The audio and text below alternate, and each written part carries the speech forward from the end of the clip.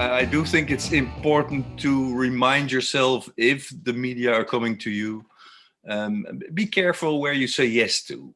I've had people coming to me where I said no because it's not liberating to show myself. I would have just been exploited. And sometimes I see young people or people more lonely people thinking, I'm getting views, I'm getting on TV, and they're basically being exploited. So that's a thing I'd like to help remember. All behavior is always a result of two opposing forces. And are there differences in our gas pedal or are there differences in our brake pedal? Because if we do things more, is our gas pedal bigger or is our brake pedal smaller than other people? If you have a look at that's basically a fact, a statistic.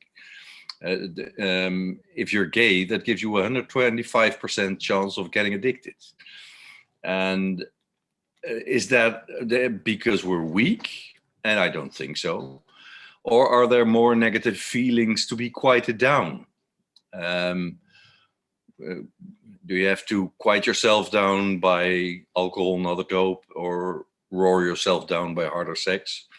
Of course, I am helping people with, basically chemsex problems, so that might give me sometimes a bit of a biased view. But I do see that people sometimes use harder sex to roar down a lot of feelings. And I hope I don't get here give this idea that it's just bad or all. Sex and drugs is fun in my eyes, but you have to do it right. Otherwise, well, this 125 chance of addiction is not what we're aiming for. If you look at reasons for chemsex, there we call that it's for positive feelings, increasing positive feelings, or dampening down negative feelings. And if you look at the performing part of chemsex, there's a lot of things where you want to have extra power, extra energy. You don't want to be held back by your own body image. Your attractiveness is, of course, something that has to be gets a break or gives you more energy. And there's doubts that you want to get away from that might be a reason for going into chemsex. I do think sometimes it's and again, being an old fart here, sometimes I see people going into the scene with such high hopes and such big expectations of themselves and of what they should be able to do as a sexual person that you can imagine that they revert to chems.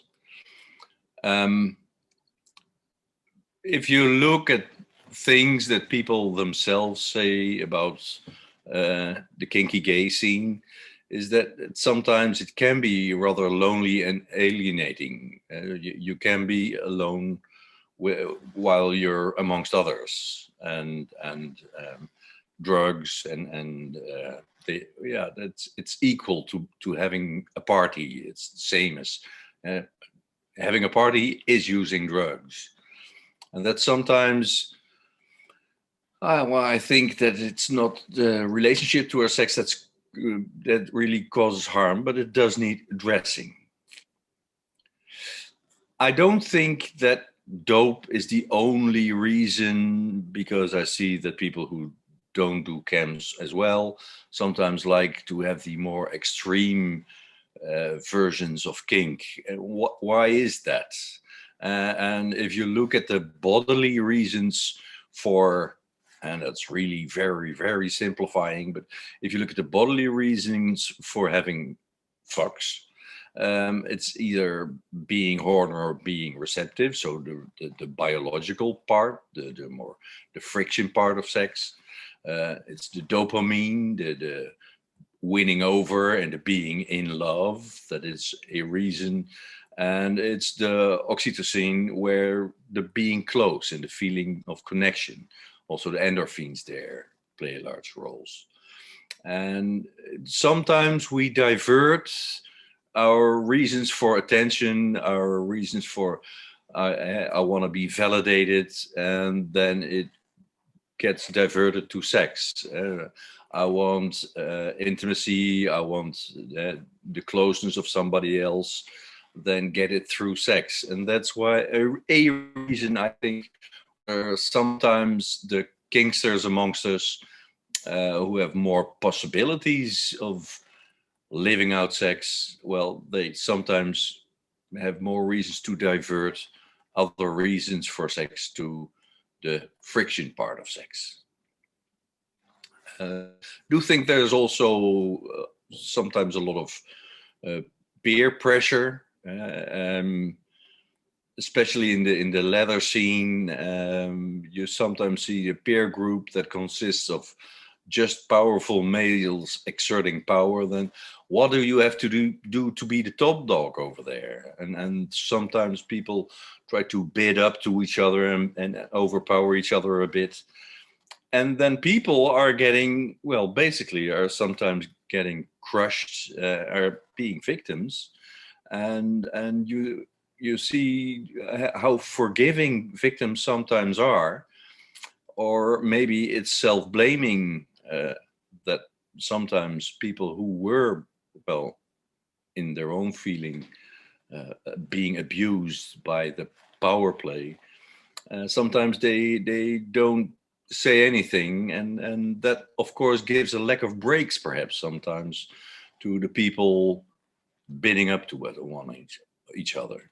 I think it's a thing to remind, as I often say to, if I give workshops in dominance, I say uh,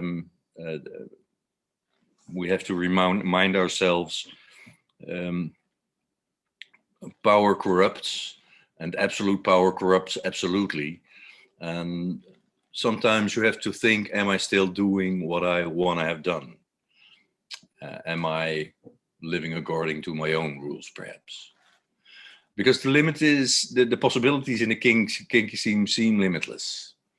It, you can dopamine wants novelty, and taking things one step further is of course novelty. So we like to perhaps go bigger, harder, faster, and more.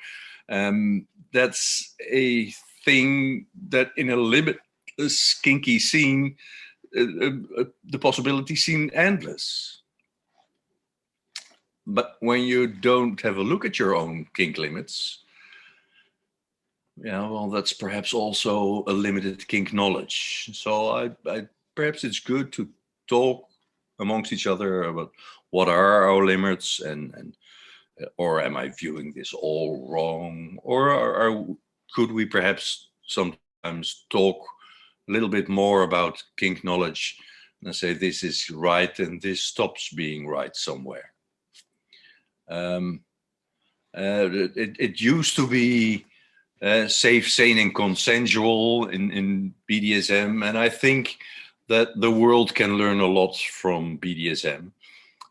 Especially, we can learn a lot from RAC, risk-aware consensual kink.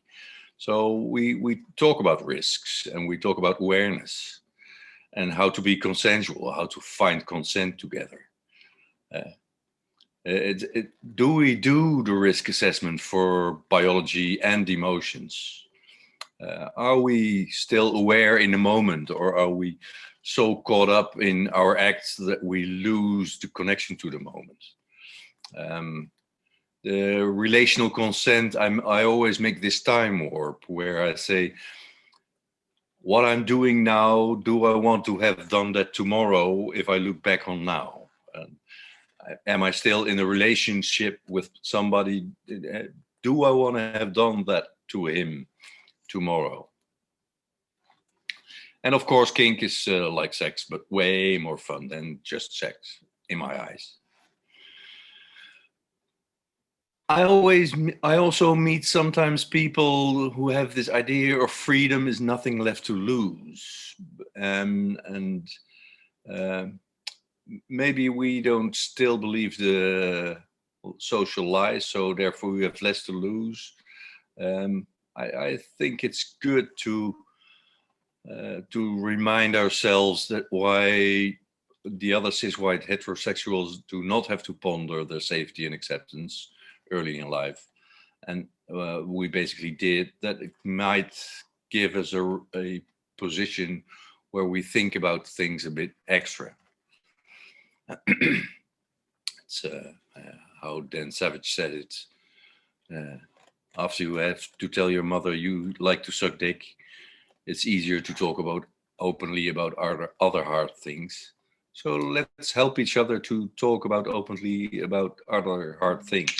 One of the reasons why we did this talk, Kinky Talks.